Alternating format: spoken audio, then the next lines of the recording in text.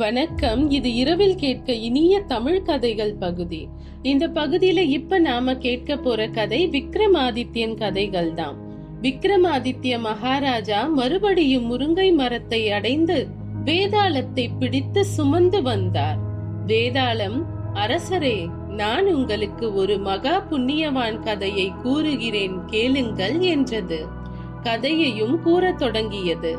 ஒரு சமயம் இமயமலையின் அருகில் உள்ள ஒரு நாட்டை ஜீமுதகேது என்ற மன்னன் ஆண்டு வந்தான்.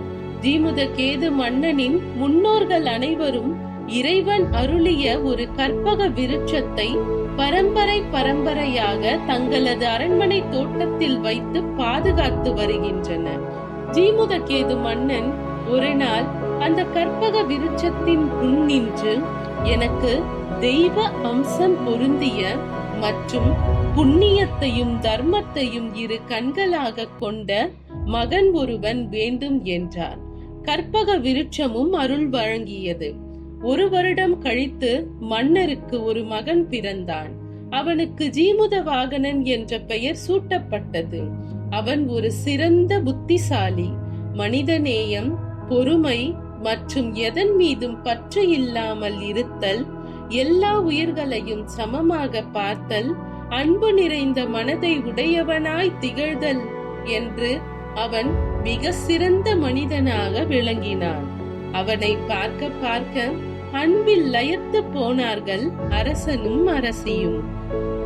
இளவரசன் ஒரு நாள் அவனது முன்னோர்கள் அவர்களுக்கு அருளிய கற்பக விருட்சத்தை பற்றி அறிந்து கொண்டான். நாம் எவ்வளவு பெரிய சுயநலவாதிகள்! எப்பேற்பட்ட செல்வத்தை நாம் நமக்கு மட்டுமே பயன் பெற வேண்டி தோட்டத்தில் மறைத்து காத்து வந்துள்ளோம் என்று நினைத்தான். எல்லா மக்களுக்கும் நாம் நினைத்தால் எண்ணில் அடங்கா நன்மைகளை செய்ய முடியும் என்று எண்ணிக்கொண்டு தன் தந்தையை காண சென்றான் இளவரசன். ஜீமுதகேது அரண்மனை மாடத்தில் அமைதியாக அமர்ந்து இருந்தார். தந்தையிடம் சென்ற இளவரசன், தந்தையே, நம் முன்னோர்கள் நமக்கு வரமாய் அளித்த கற்பக விருட்சத்தை நாம் ஏன் சுயநலமாக பயன்படுத்த வேண்டும்? இவ்வுலகில் உள்ள அனைவரும் இதனால் பயன்பெறும் வகையில் நாம் ஏதேனும் வரம் கேட்டால் நீங்கள் என்னை தடுப்பீர்களா என்றான். அரசர், மகனே, நான் அரசன். அந்த கற்பக விருட்சம் நம் குடும்பத்தின் பாதுகாப்பிற்கு மட்டுமல்லாமல் எதிரிகள் நம் நாட்டின் மீது படையெடுத்து வராமலும் மற்றும் நம் நாட்டு மக்களையும் காக்கிறது என்றார். மேலும் நம் எதிரிகள் அந்த கற்பக விருட்சத்தை நம் கவசமாக காண்கின்றனர் என்றார். ஜீமுதவாகனன், தந்தையே, ஆட்சி, அதிகாரம், இன்பம், துன்பம், இல்வாழ்வு, பாதுகாப்பு, காவல் இவை அனைத்தும் மாயை. உண்மையான நித்தியத்துவம் என்ன என்றால் தான தர்மம் தான். தந்தையே, உலக மக்கள் வாழ்க்கையை மேம்படுத்துவதே நமக்கு முழுமையான சுகத்தை அளிக்கும் என்றான். மகனின் இந்த வார்த்தையை கேட்ட ஜீமுதகேது மன்னன் தன் மகனின் எண்ணங்கள் விஸ்தாரமானதை உணர்ந்தார். அவனின் பார்வை அருள் பார்வை என்பதை உணர்ந்து கொண்டார். மகனே, உன் எண்ணம் போல் அனைத்தும் சுபமாக நடக்கட்டும் என்று கூறி மகனை தட்டி கொடுத்து விட்டு அங்கிருந்து சென்றார் அரசர். ஜீமுதவாகனன் மறுநாள் பிரம்ம முகூர்த்த வேளையில் அரண்மனை தோட்டத்திற்கு சென்று கற்பக விருட்சம் முன் நின்றான். எங்கள் முன்னோர்கள் பாதுகாத்த பொக்கிஷமே, எங்களுக்கு அவர்கள் அளித்த கொடையே, எனக்காக வரம் ஒன்றை நீ அளிக்க வேண்டும் என்றான். கற்பக விருட்சமோ, யாதாகிலும் கேள் என்றது. இந்த உலகில் வாழும் எல்லா மக்களுக்கும் அன்பையும் மனித நேயத்தையும் கொடுங்கள். பசி, வறுமை, பிணி 3 உலக மக்கள் வாழ்வில் இருந்து விலக வேண்டும். அடிமை வர்க்கம், மந்திர கட்டுக்கள், சுயநல சத்தியங்கள் எல்லாம் உடைந்து உலக உயிர்கள் அனைத்தும் இன்புற்று வாழ வேண்டும் என்றான்.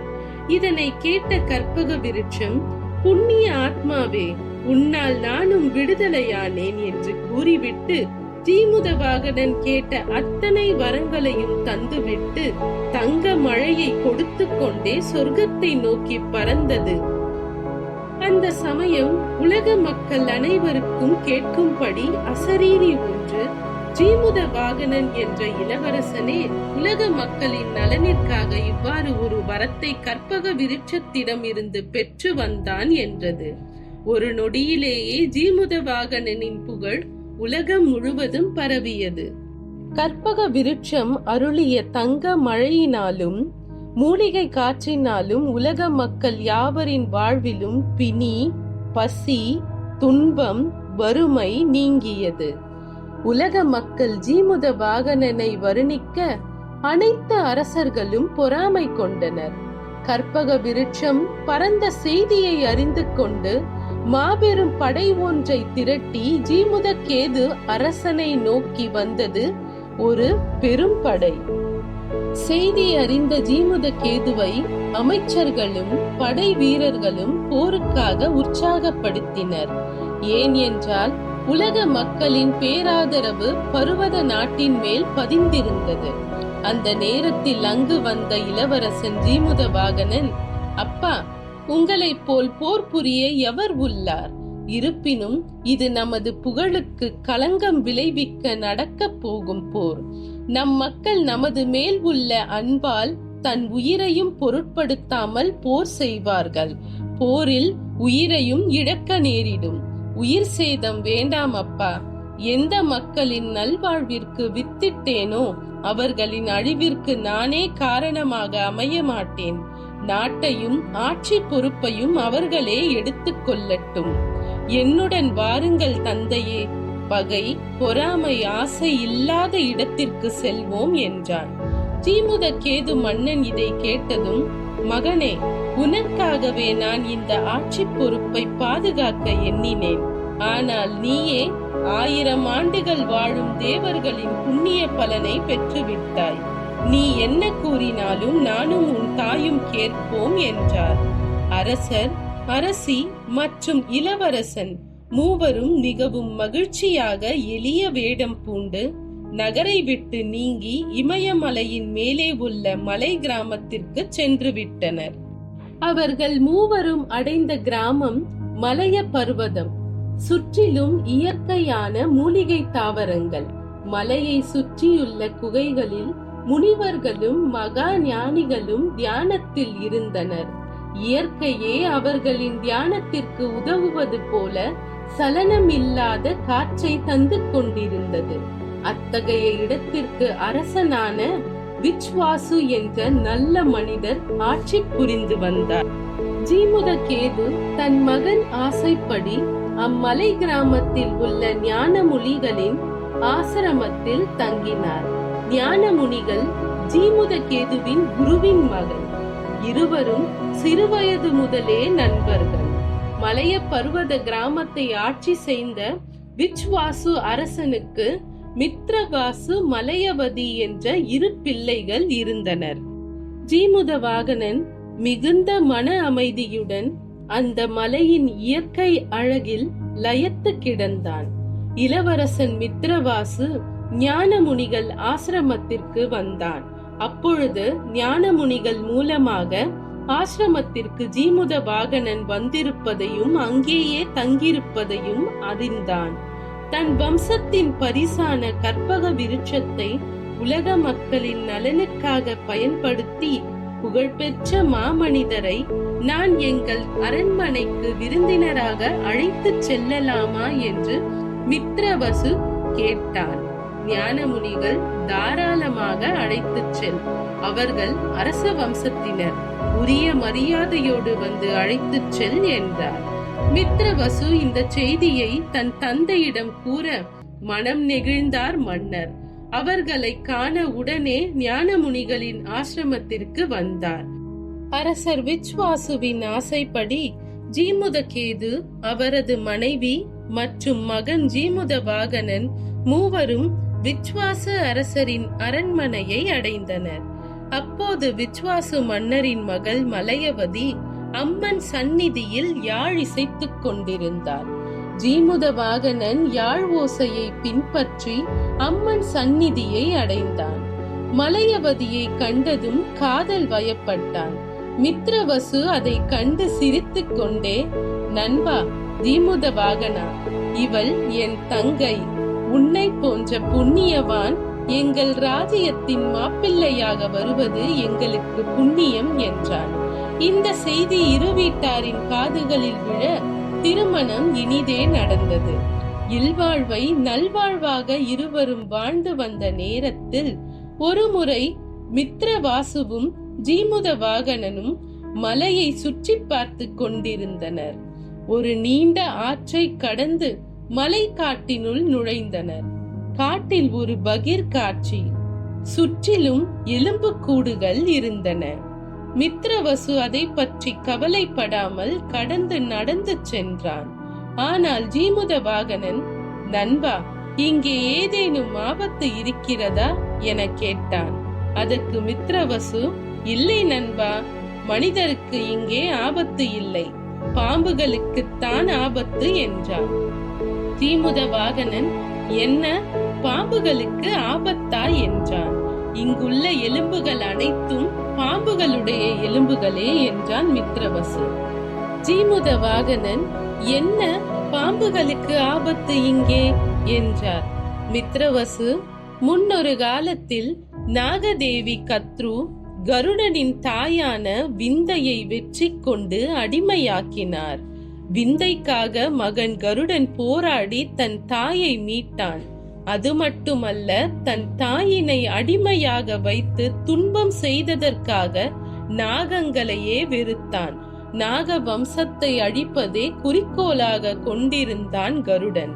குவியல் குவியலாக நாகங்களை கொன்று குவித்தான். இப்படியே சென்றால் பூமியில் நாக வம்சமே இல்லாமல் போய்விடும் என்பதால் நாகரும் நாகதேவியும் தேவலோகம் சென்று நியாயம் கேட்டனர். கருடனும் கத்ரு செய்த தவற்றுக்கு நாக வம்சமே தண்டனை அடைய வேண்டும் என்று வாதிட்டான் இந்திரலோகத்தில்.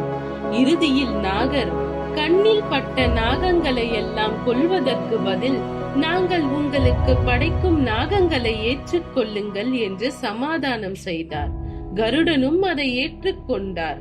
அன்றிலிருந்து தினமும் ஒரு பாம்பு கருடனுக்காக இங்கே வரும்.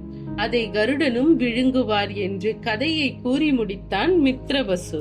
ஜீமுத வாகனன் சற்று அமைதியாக யோசித்தார். இந்த கொடுமைக்கு ஒரு முடிவே கிடையாதா? யாரோ ஒருவர் செய்த தவற்றிற்காக அந்த வம்சமே ஏன் அழிய வேண்டும் என்று யோசித்துக் கொண்டே இருந்தார் இளவரசர். மறுநாள் தனியாக அவ்விடம் வந்தார். அங்கே இருவர் நின்று கொண்டிருப்பதை கவனித்தார். அதில் ஒருவர் தாய், மற்றொருவர் மகன். தாய் மகனிடம், சங்கசூடா, என் மகனே, உன்னை எவ்வாறு அந்த கருடனுக்கு உணவாய் தருவேன்? உன்னை உயிரோடு அவன் உண்ணும் பொழுது என் உடல் அல்லவா துடிக்கும் என்று புலம்பி அழுது கொண்டிருந்தார். சங்கசூடன், அம்மா, நாகரிட்ட கட்டளை இது. நான் சென்று என் கடமையை நிறைவேற்றுகிறேன். நீ சென்று உன் வாழ்வை பார். எனக்காக நீ வருந்த வேண்டாம். இது என் விதி அம்மா. நான் சென்று ஆற்றில் நீராடி என் இஷ்ட தெய்வத்தை வணங்கி வருகிறேன். கருடர் வர நேரமாகும். நீ சென்று நம் இல்லத்தில் இரு தாயே.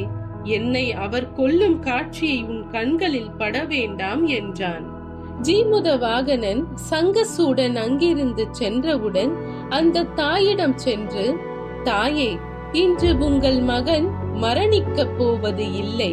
நானே அந்த மரணத்தை ஏற்கிறேன் என்றார். சங்கசூடனின் தாய், ஐயா, புண்ணியவானே, நீயும் என்னுடைய மகனே. உன்னையும் அந்த கருடன் கொல்வதை என்னால் தாங்கிக் கொள்ள முடியாது என்றார். இல்லை தாயே, மானிட பிறப்பில் சுகம், துக்கம், இன்பம், கவலை, துன்பம் என்று எல்லாவற்றிலும் சிக்கி தவித்து இறந்த உடலாகி சூலமாக போவதை விட உன் மகனின் உயிரை காப்பாற்றி இந்த ஏழை தாயிற்கு உதவியாய் என் உயிர் போகட்டும் என்றார்.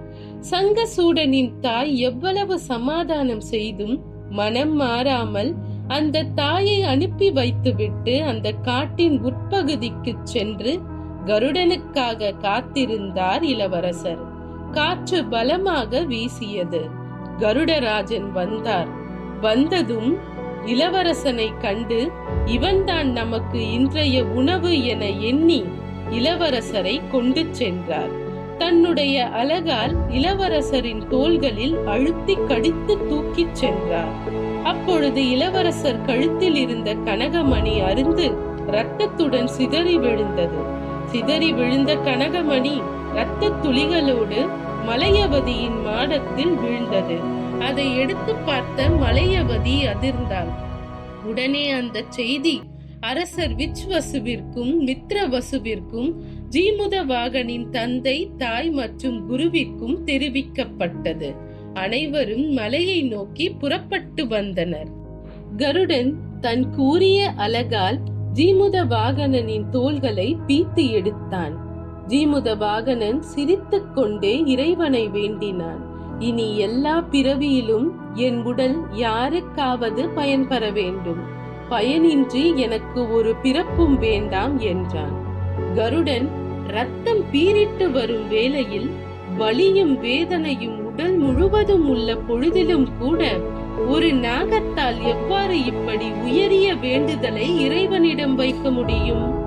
நிச்சயம் இவன் நாகவம்சம் கிடையாது என்று எண்ணிக்கொண்டே கருடன் ஜீமுதவாகனனை ஒரு பாறையின் மேல் இறக்கி வைத்தான். அந்த நேரம் சங்கசூடன் ஓடி வந்தான். கருடனே, நான் தான் உங்களின் இன்றைய உணவு. இந்த புண்ணியவான் எனக்கு பதில் அவர் உயிரை உங்களுக்கு அளிக்க வந்து விட்டார். தவறு இழைக்க வேண்டாம், என்னை உண்ணுங்கள், அந்த மனிதரை விட்டு விடுங்கள் என்றான். கருடன் இளவரசரை நோக்கி, ஏன் இந்த முயற்சி? உங்கள் உயிர் உங்களுக்கு அவசியம் இல்லையா என கேட்டார். அதற்கு ஜீமுதவாகனன் நடந்தவற்றை எல்லாம் கூறினார். மேலும் மயங்கியும் கீழே விழுந்தார். அந்நேரம் அங்கு வந்த மலையவதி மற்றும் இளவரசரின் தாய், தந்தை சோகம் தாளாமல் மருங்கி நின்றனர். மலையவதி தாய் துர்கையை மனமாற வேண்டினார். துர்கையும் காட்சி தந்தாள். மலையவதி துர்கையிடை போற்றி, உலக மக்களுக்கு நன்மை நினைத்த என் மன்னவனின் உயிரை நீங்கள் காக்க வேண்டும் என்றார். துர்கை அம்மன் இளவரசியிடம், உன் கணவனுக்கு ஆயுள் அதிகம், அவருக்கு ஒன்றும் நேராது என்றாள். துர்கா தேவி பூமழையை இளவரசின் மீது பொழிந்தாள். அனைவரும் அவளை போற்ற ஜீமுதவாகனன் காயம் ஆறி தேவனைப் போல் பொலிவாய் எழுந்து நின்றான். துர்கா தேவி கருடனிடம் ஜீமுதவாகனின் புகழை எடுத்துரைத்தாள். கருட தேவன் ஜீமுதவாகனனிடம், என்ன ஒரு மனித நேயமுடைய மனிதன் நீ! உன்னை காயப்படுத்தியதற்கு என்னை மன்னித்து விடு என்றார். அதற்கு இளவரசர், கருட தேவரே, எவரோ ஒருவர் செய்த தவற்றிற்காக அவர்களின் தலைமுறையையே அழிப்பது தர்மமாகாது. எனக்காக நீங்கள் இந்த செயலை நிறுத்த வேண்டும். இறந்த அத்தனை சர்வத்திற்கும் உயிரளிக்க வேண்டும் என்றார். கருடன், உலக மக்களின் நலனிற்கு பாடுபடும் ஒரு மாமனிதரின் வேண்டுகோளுக்காக இப்பொழுதே நான் எண்ணத்தை மாற்றிக் கொள்கிறேன். உடனே நாகரும் நாகதேவியும் அங்கே வந்தனர். தங்களின் இனத்தை காத்ததற்காக ஜீமுதவாகனனை வணங்கினர். தேவி கௌரி ஜீமுதவாகனனையும் மலையவதியையும் ஆசிர்வாதித்தாள். இளவரசரே, உங்களின் நல்ல எண்ணம் மலைய பர்வத மலையின் சிறப்பை மேலும் மேம்படுத்தும். நீயே இந்த மலைய பர்வதத்தின் அரசனாக மாறி இயற்கையின் சிறப்பையும் மனித நேயத்தின் முக்கியத்துவத்தையும் உலகறிய செய் என ஆசி வழங்கினார். சங்கசூடனிடம் தாய் கௌரி, உன் உயிர் பிழைத்துக் கொண்டதும் ஒதுங்காமல் தேடி வந்து கருடன் முன் நின்றாயே மகனே, உன் கடமையை பிரியாமல் நேர்மையாக இருந்ததால் நீ இந்த பர்வத மலையின் காவல் சக்தியாக இருப்பாய் என்ற வரத்தையும் அளித்தார். இவ்வாறு இக்கதையை கூறி முடித்த வேதாளம் விக்ரமாதித்ய மன்னரிடம், அரசரே, ஜீமுதவாகனனுக்கு துர்கை ஆசிர்வாதம் வழங்கியது சரி. துர்கை ஏன் சங்கசூடனுக்கு வரமளித்தாள் என்ற கேள்வியை கேட்டது. அதற்கு விக்ரமாதித்ய மகாராஜா, ஜீமுதவாகனன் கற்பக விருட்சம் அருளிய சிறந்த மகன். அவன் அரசனின் வேண்டுதலுக்கிணங்க அத்தனை நல்ல ஒழுக்கங்களையும் நல்ல எண்ணங்களையும் அருளாய் பெற்று பிறந்தவன். ஆனால் சங்கசூடன் சர்ப்பமாக இருந்தாலும் நாகர் சொன்ன கட்டளை கிணங்கி அங்கே தன் உயிர் பிரியும் என்று தெரிந்தும் ஜீமுத வாகனனை காக்க ஓடி வந்து தன் கடமையில் இருந்து பிரியாமல் கருடனின் முன்பு நின்று உண்மையை கூறினான்.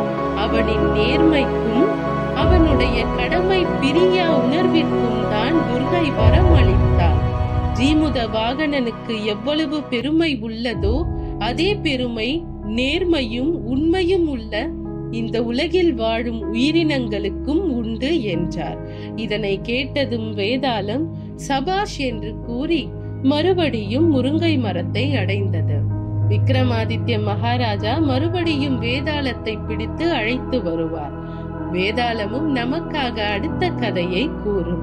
நான் அதை உங்களுக்கு அடுத்த வீடியோவில் கூறுகிறேன். இப்போ எல்லாத்தையும் மறந்துட்டு நிம்மதியா தூங்க போங்க. அனைவருக்கும் இனிய இரவு வணக்கம். நன்றி.